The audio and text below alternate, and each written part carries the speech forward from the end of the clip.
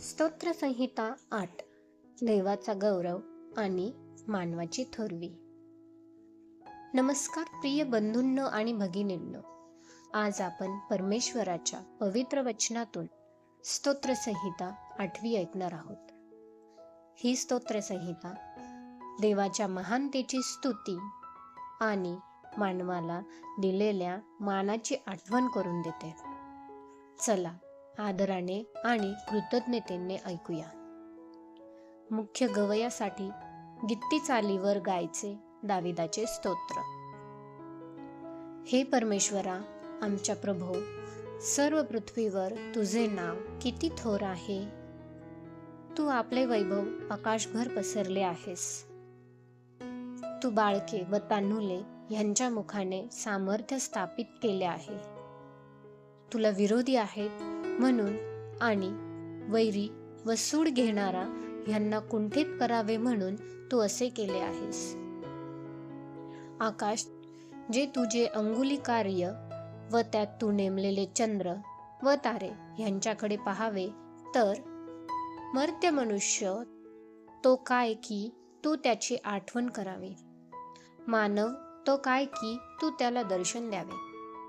तू त्याला देवापेक्षा एक किंचित कमी असे केले आहेस. त्याला गौरव व थोरवी यांनी मुकुटमंडित केले आहेस.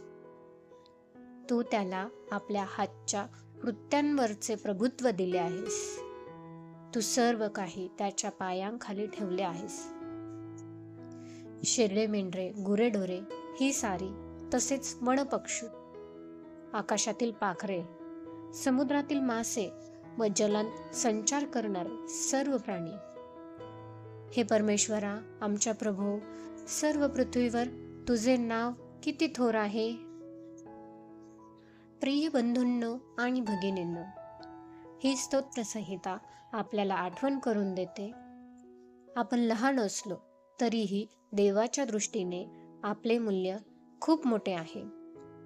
देवाने आपल्याला गौरव आणि सन्मान दिला आहे, फक्त गर्वासाठी नव्हे तर जबाबदारीसाठी, त्याच्या सृष्टीची काळजी घेण्यासाठी. आज आकाशाकडे पहा, निसर्गाकडे पहा आणि मनापासून म्हणा, हे प्रभू, तुझे नाव किती महान आहे.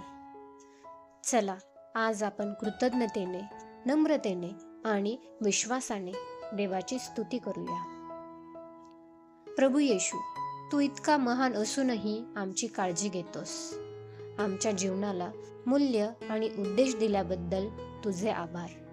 आम्हाला तुझ्या गौरवासाठी जगायला शिकव. आमेन.